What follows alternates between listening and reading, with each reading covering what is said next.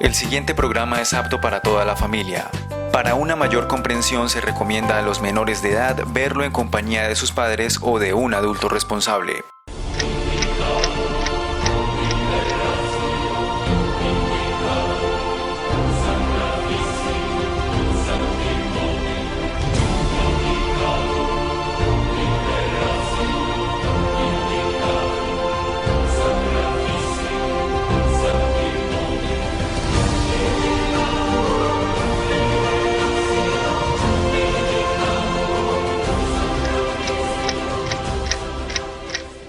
Un saludo para todos los habitantes del municipio de Cogua. Esperamos con este programa de hoy generar identidad territorial. Mi nombre es Alejandro Góngora y les doy la bienvenida a un nuevo episodio del Reloj de la Historia.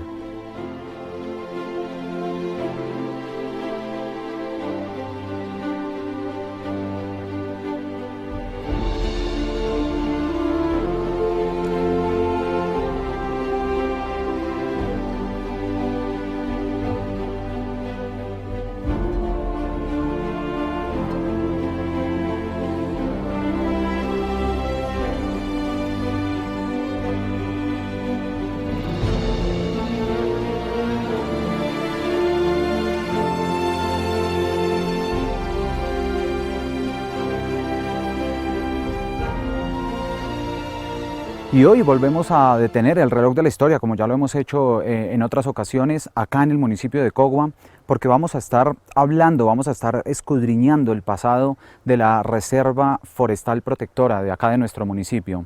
Es un tesoro que tenemos en el municipio.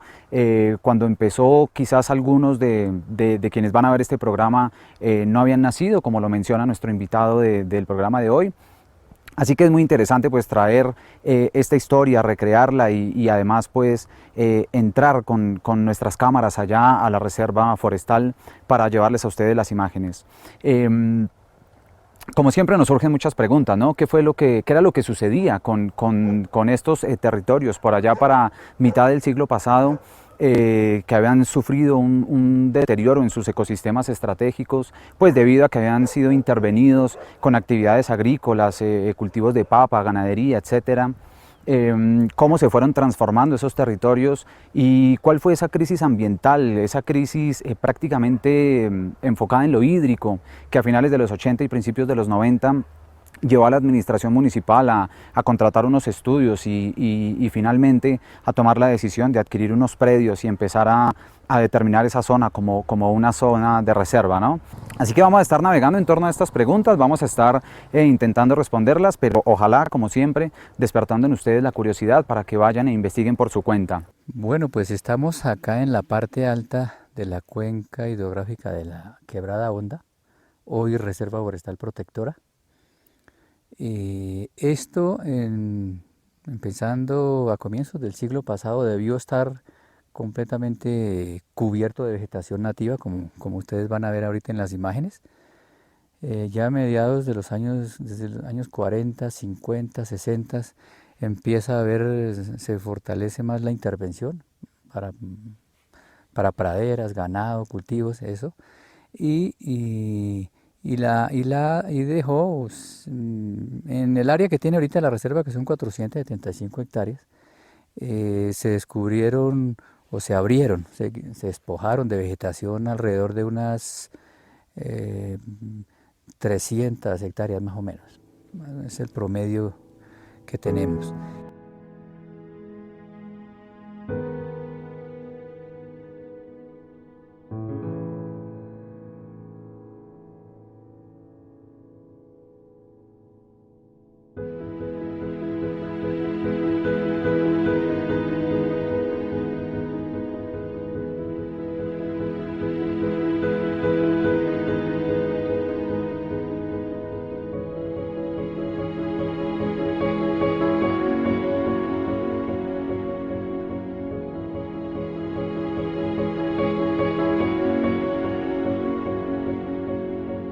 Esta área en el año 90, años 89-90, que es cuando se llama poderosamente la atención por el problema del suministro de agua hacia las partes bajas, hacia 5 veredas, que surtía desde hace tiempo la Quebrada Honda, que surtía parte de Barro Blanco, El Altico, Rincón Salto, parte alta de La Plazuela.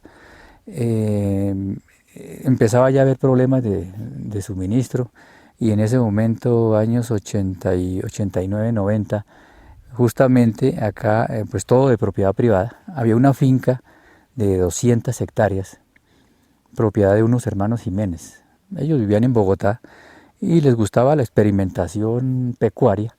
Y entonces ellos, asesorados por la Caja Agraria de ese entonces, que la teníamos acá cerca, en lo que hoy es la Reserva Forestal Protectora del nacimiento de Zipaquirá, de Pantano Redondo y nacimiento del río Susaguá. Estaba la Caja Agraria en esa finca, alrededor de unas 800 hectáreas tenía en ese momento, en esa actividad, promoviendo la cría, levante y producción de ovinos de raza, de productores de lana fina. Entonces estos hermanos Jiménez se asesoraron por la Caja Agraria, y ellos establecieron acá en esas 200 hectáreas, montaron ahí su explotación, llegaron a tener alrededor de unas 300 ovejas, que era pues a libre pastoreo. Entonces en ese momento pues una oveja a libre pastoreo, ya en el año 91, 92 eso lo dejaron el terreno alrededor de unas 80 hectáreas, 85 hectáreas, las dejaron como cancha de barrio, porque una oveja es fuerte comiendo, cuando acaba la hoja sigue con la raíz. Entonces fue una deforestación, un arrasamiento con esa cobertura de parte de vegetación de páramo y parte de rastrojos bajos nativos. Ese fue el daño que se hizo, o sea, la alteración que se hizo en esas 200 hectáreas. Para mantener esas ovejas, pues ellos tenían un establo, que todas las tardes las dejaban, las llevaban a su corral para protegerlas, y todas las mañanas el encargado tenía como tarea lavar lo que habían dejado estas ovejas en la noche, ¿no? Pues era estiércol de toda la noche, orina y todas esas cuestiones. Y era lavar con una manguera, pues aquí sobra el agua, con una manguera de grueso calibre, lavar todo ese sobrante de las ovejas, y eso bajaba por una zanja, por una acequia, bajaba a coger el cauce de la principal de la Quebrada Honda. Pues el problema que teníamos era que la Bocatoma está a menos de 500, no alcanza 1 kilómetro, aquí abajo en la Quebrada Honda, cerca a la carretera de que va vía San Cayetano. Entonces, en ese momento estaba como alcalde el ya fallecido ingeniero catastral Guillermo Garzón, que conocía el fenómeno, conocíamos.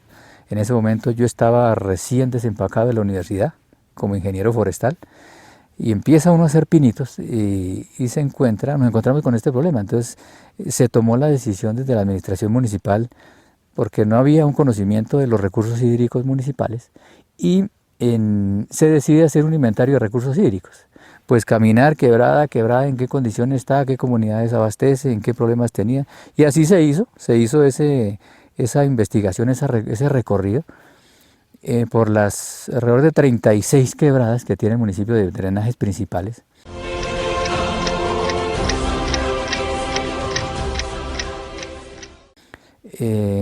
Y encontramos en la Quebrada Honda, en la cuenca alta de la Quebrada Honda, que era la única, la de mayor caudal, la que aún a pesar del impacto que tenía, era la que tenía mayores caudales, pero también un problema de contaminación de aguas muy fuerte como el que acabo de mencionar. Entonces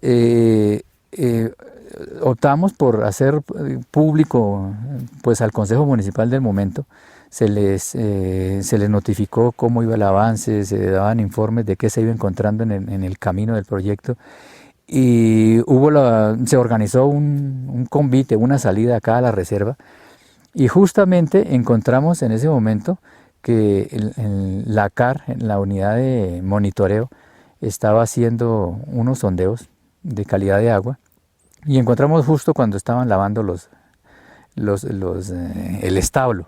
Y el agua, claro, y los concejales ¿Y esta agua para dónde va? Pues va para la Bocatoma que nos suministra, y entonces allí encontramos concejales del Altico, de la vereda del Altico, de Rincón Santo, de Barro Blanco, acá de la Plazuela, gente de acá del acueducto comunitario de Quebrada Honda. Y entonces, pues al ver eso fue un impacto fuerte, porque al saber que de esta agua, estos excrementos llegaban a la quebrada, llegaban a la Bocatoma e iban para las concentraciones escolares de Barro Blanco, del Altico, Rincón Santo, la Plazuela, y las casas de ellos mismos, entonces la decisión fue: esto es una emergencia, es una emergencia.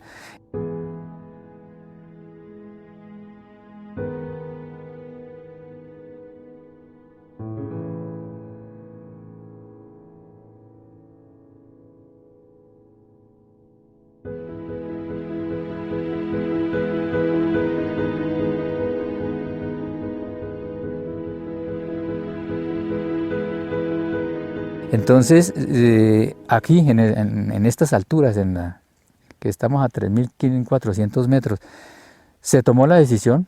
De pronto surgió: no, esto hay que pararlo inmediatamente, no puede continuar. O sea, la terapia de choque sirvió y se tomó una decisión: esto hay que adquirirlo. Bueno, se empezaron a hacer cábalas ahí. Bueno, ¿cómo hacemos? Se llegó a la conclusión y a la decisión política del alcalde de ese entonces, con apoyo del Consejo, de que había que adquirir los predios, porque la actividad seguía. El señor tendría que parar su actividad, podrían haber demandado al municipio, ¿no? Pero se tomó la decisión, autorizaron al alcalde a un empréstito. En ese momento la alcaldía municipal tenía de presupuesto alrededor de 350, 360 millones. Ahorita pasa a los 15.000 millones de pesos, el presupuesto con el que cuenta la alcaldía. Entonces, en ese momento, con 350 millones, se tomó la decisión de un empréstito de 60 millones, con todos los trámites, 60 millones, que fueron la compra general, de todo el proceso de compra de predios. Entonces, hoy, haciendo avalúos de esas 200 hectáreas y toda la restauración que ha tenido, restauración natural y asistida que ha tenido, este predio de 200 hectáreas puede estarse acercando fácilmente a los 3.800 millones, 4.000 millones de pesos. O sea que del año 90 al 2016, 2018 que estamos ahora, el negocio valió la pena. O sea, en un negocio ambiental en la medida en que se favoreció mucha gente. Estimamos en las veredas más o menos alrededor de unos 3.500 habitantes o más. Y toda la actividad que se genera ahí de para abajo en la actividad agrícola, pecuaria. Entonces, este es un claro ejemplo de que esa lucidez ambiental, esa lucidez política que hubo en ese momento, la estamos gozando hoy. Entonces, este relato se ha contado ya varias veces, pero hay gente nueva en el municipio que ha llegado por diferentes circunstancias, jóvenes. En ese momento, cuando nació la reserva, muchos no habían nacido y no tienen ni idea de cómo nació la reserva. Nació así, por una crisis ambiental de contaminación que teníamos, y se juntó con una decisión política que había que solucionarla. Entonces se toma la decisión y nace la reserva forestal en ese momento.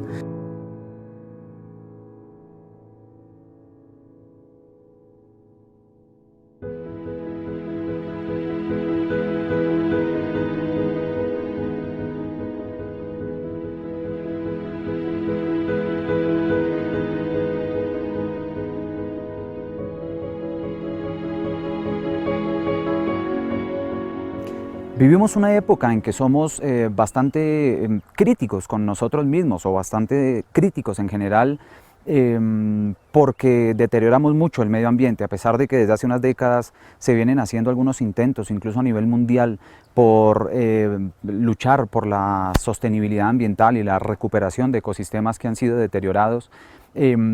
Vivimos una época en que seguimos maltratando mucho el medio ambiente, ¿no? Lo que falta por hacer es aún muchísimo, sobre todo a nivel de conciencia ambiental. Pero creo que ese descuido se deriva del alto nivel de desconocimiento que tenemos frente a lo que es el medio ambiente.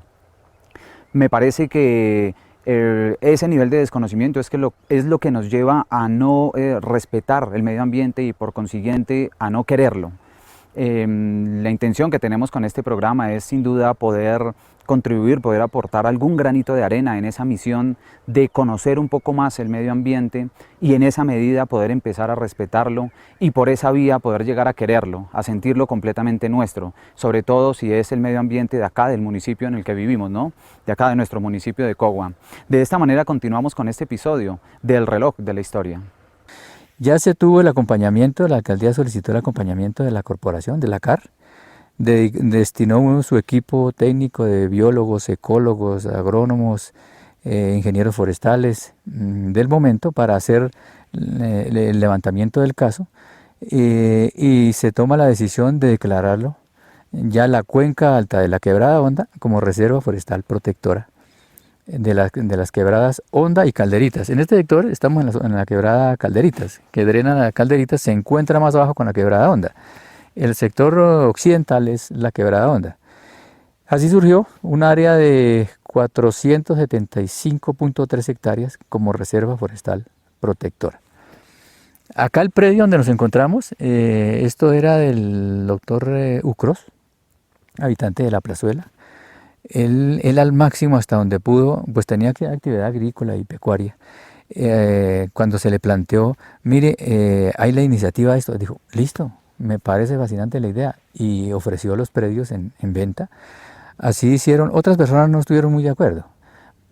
Acá no vivían, había como habitantes, el señor que cuidaba las ovejas, la familia que cuidaba las ovejas de los hermanos Jiménez, y una familia acá en la parte alta de la quebrada Calderitas, que después se descubrió que había un niño en estado casi silvestre. Eso fue el alcalde Pedro Rafael, que lo tenían amarrado. Eso fue un drama ahí curioso, pero se descubrió porque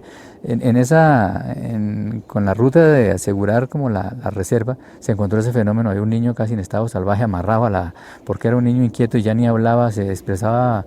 No, terrible, se descubrió esa situación. Entonces se logró solucionar, el alcalde Pedro Rafael logró solucionar el asunto, se logró comodidad a la gente, a la señora propietaria del predio, y así se fueron adquiriendo predios. Hoy la reserva ha tenido esas primeras 200 hectáreas, esas primeras 85 hectáreas afectadas, tuvo un fenómeno de restauración natural muy interesante, porque se dejó ahí quieto. Acá predominaba el pasto poa, este que ustedes ven con espiga color beige, pero entonces se daban unas pastadas frondosas, eso despertaba el ánimo de los ganaderos y le decían al alcalde, véndame la pastada, a los otros alcaldes que vinieron, véndame la pastada, no, eso es reserva. Resulta que esas pastadas fueron madurando y se envejecían y al piso. O sea, el banco de semillas volvía, germinaba y otra vez producía su follaje y al piso. De tal manera que se fue conformando un colchón, un mulch lo llamaríamos, en términos técnicos, una materia orgánica en descomposición que no es suelo ni es vegetación, ¿no? Sino es un colchón orgánico que sirvió como primer regulador de las aguas, evitar la erosión que había, porque había zonas ya erosionadas por las ovejas, y entonces se convirtió en un colchón amortiguador. Ahí fue donde para mí fue un hallazgo que tardó años, más de 12 años, en ver ese fenómeno, y ve uno que una pastura quieta, dejarla en estado latente ahí, genera protección, conservación inicial y aportes de materia orgánica para recuperar la que se ha perdido.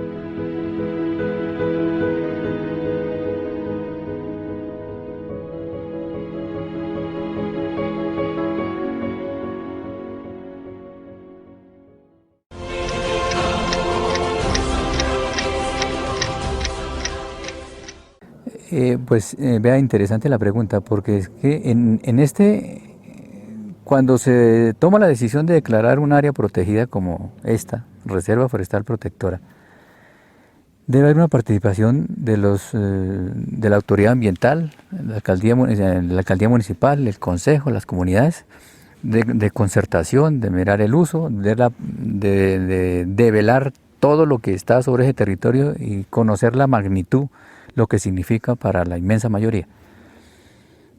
Hubo vacíos de participación, porque algunos propietarios no tuvieron como la posibilidad de decir, bueno, si yo vendo el predio, ¿a cómo me lo va a pagar?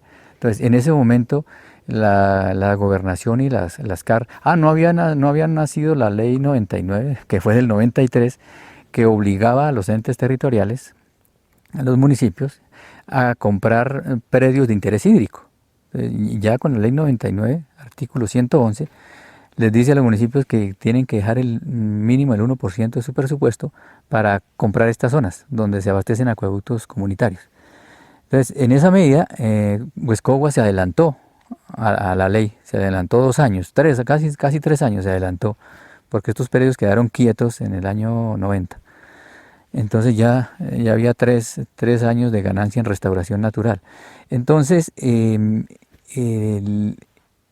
la participación, digamos, la compra fue, digamos, pienso yo que se debe haber pagado a mejores precios.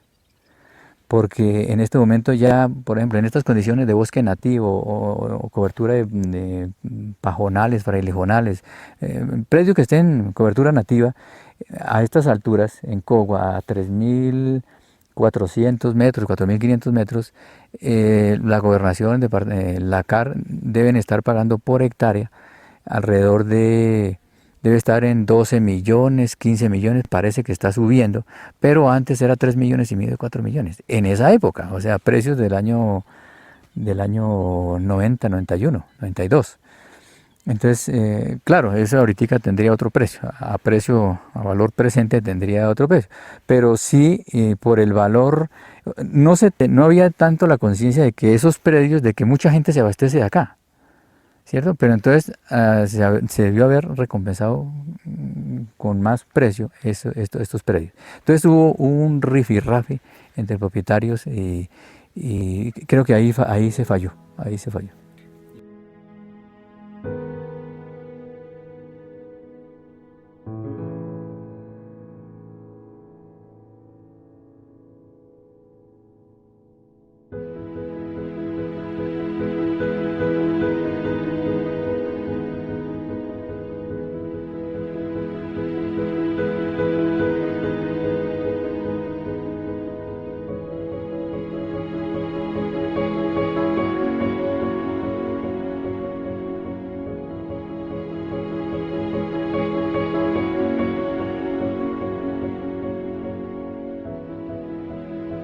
Listo, vea, la importancia fundamental y del sitio que ocupa la Reserva Forestal de Quebrada Honda es que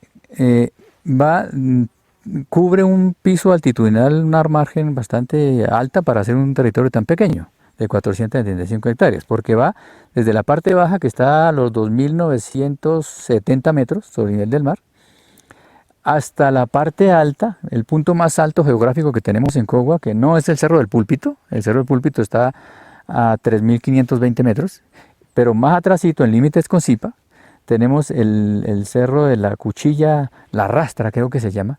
Tenemos un punto a 3.610, 20 metros sobre el nivel del mar. Entonces, esta zona de riscos rocosos, montañosos, de alta pendiente, de zonas onduladas y de parte baja, porque cogemos 3 formaciones vegetales típicas. En la parte alta, la franja de páramos, desde de páramo, de donde uno ve frailejonal y pajonal, que es el escenario que predomina. Hacia la parte baja encuentra la gente lo llama rastrojo. Es una vegetación baja de transición entre el páramo y la parte baja del bosque alto andino, donde predominan los encenillales, el cape, el raque. Hay una zona de transición, entonces tienes eso lo llaman los ecólogos un ecotono. Una zona de transición entre páramo y bosque alto andino. Y la parte baja de bosques de encenillo, como les digo, que es el que predomina, que ya están en vía de extinción en el municipio y siguen extinguiéndose a pesar de que no tenemos. Y siguen desapareciendo de una manera mágica por ampliación de la frontera agropecuaria, de una forma muy velada que no la ve sino el vecino. El que esta reserva tenga este tipo de formaciones vegetales es estratégico porque está sobre una zona que técnicamente se llama zona de recarga hídrica, que geológicamente corresponde a formaciones de areniscas, a la formación geológica que se llama Guadalupe y Guaduas en cierta manera, porque en este tipo de formaciones rocosas, cuando tiene vegetación encima, hay la posibilidad de infiltrarse, porque la formación Guadalupe es arenisca, infiltra el agua, guarda, almacena agua y la conduce hacia las partes profundas allá de la sabana de Bogotá o las partes bajas allá hacia atrás, hacia el valle del Río Frío, hacia allá van a parar esas aguas. Entonces, esta zona es estratégica como para captura de agua. Entonces es fundamental. Y este tipo de vegetación a esta altura permite lo que se llama la precipitación horizontal, que es la captura que hace la vegetación de la niebla. Por las formas vimos ahorita un ejemplo, la espiga de la paja de páramo, captura la niebla con una facilidad que parece un arbolito de Navidad. Cuando uno le quita el agua, casi desaparece de la vista la espiga, porque casi no se ve. Lo mismo las hojas del frailejón, el encenillo es un excelente retenedor de humedad. Cuando uno siente el goteo, se mete debajo de se hace debajo de un encenillo y hay niebla, uno empieza a oír que gotea, gotea y gotea. Esa es captura de niebla. Y aquí la captura de niebla casi equivale a la mitad de la lluvia que cae en forma de gota. O sea, eso es una cantidad enorme. O sea, esta zona hidrológicamente es de altísima eficiencia. Ahora quiero plantear una reflexión o alguna observación, como suelo hacer en los programas, porque ya hemos visto a lo largo de este episodio que nuestro municipio ha hecho esfuerzos bastante interesantes por el medio ambiente. Incluso vimos que la administración municipal se adelantó a esta ley 99 de 1993 de alcance nacional, en la que ya hubo una preocupación de todo el país por temas medioambientales en los entes territoriales, ¿no? En los municipios y los departamentos. Así que ya se han hecho cosas importantes, pero aún faltan muchas cosas por hacer y acá es donde quiero plantear la observación. Normalmente en nuestra sociedad se suele decir que los niños y los jóvenes son el futuro y que en este tipo de temas son ellos los encargados de velar por el mañana y ese tipo de cosas, ¿no? Pues la observación que quiero plantear es que este tema medioambiental depende de todos. No de los niños, no de los jóvenes, no de los adultos, no de los adultos mayores, sino de todos, no de alguien en específico, sino de todos. Este cuento es bastante trillado, eso de que como usted es joven, entonces usted es el que tiene que velar porque esto funcione bien de aquí en adelante. No, pues mi opinión es que no, mi opinión es que somos todos los que estamos vivos en este momento, los que tenemos que velar porque temas como el medio ambiente sigan teniendo un desarrollo sostenible y sigan teniendo un progreso responsable, digamos, hacia el futuro.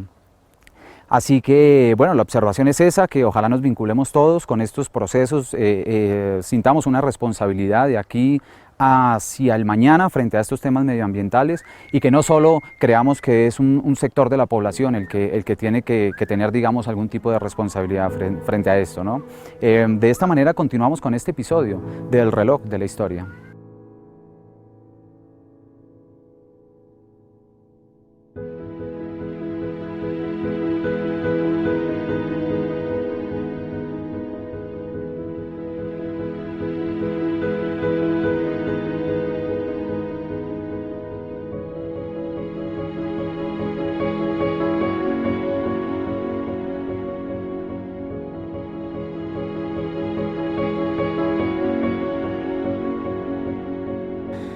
Pues mire, el futuro de las zonas de reserva como esta, pues a raíz de la ley 99 que les ordena a los entes territoriales, a los municipios a adquirir estas zonas estratégicas, porque no hay otras, es que los municipios han venido adquiriendo en Cogua, hemos venido adquiriendo predios de interés hídrico, ya estamos llegando ya a las 1000 hectáreas, creo que ya se pasaron las 1000 hectáreas, se compraron la parte media del Cerro del Púlpito, ese predio ya es propiedad municipal.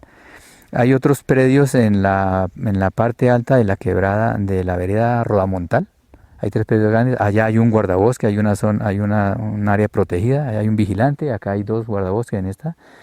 En la parte alta de Casablanca, parte alta de Patacica también. Patacica sí tiene un fenómeno que hay que solucionarlo, está en vísperas de solucionarse. Y es que tiene una quebrada, la quebrada de Vargas, que históricamente ha tenido un problema de contaminación y alteración muy fuerte, similar al que tenemos acá. Que es que allá tienen ganadería y cultivos.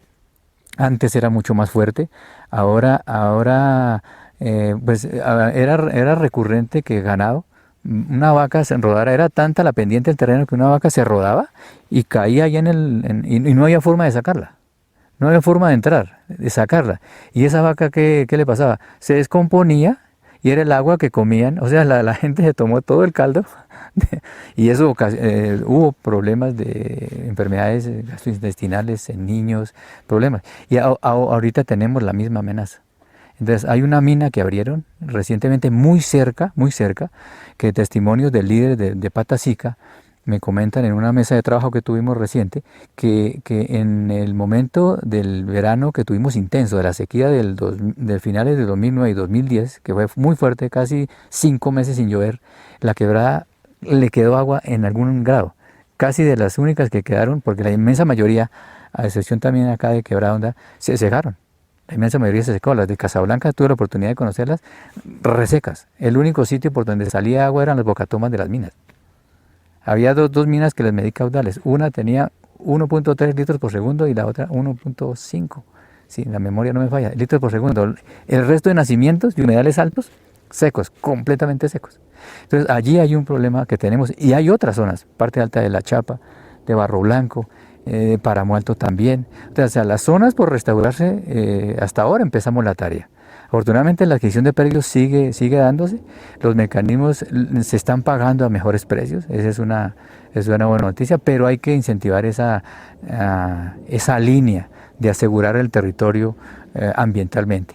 Y afortunadamente ahorita nació el Comité para la Defensa Ambiental del Territorio. Quizá en ese escenario vislumbremos el municipio ambiental que queremos y se puedan sentar las bases del futuro de las aguas de los hijos que vienen.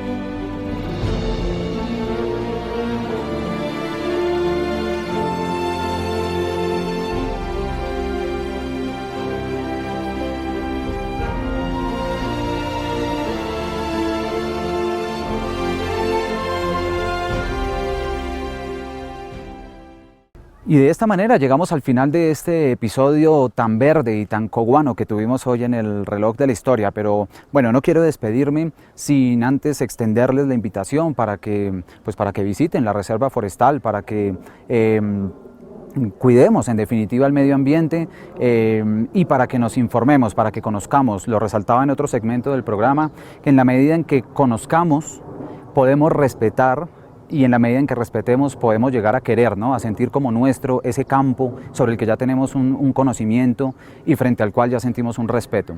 Entonces la invitación es esa. En internet también hay un par de trabajos sobre nuestra reserva forestal que a lo mejor muchos no habrán consultado, así que bueno, los invito como siempre a ser curiosos, a investigar, a visitar la reserva forestal.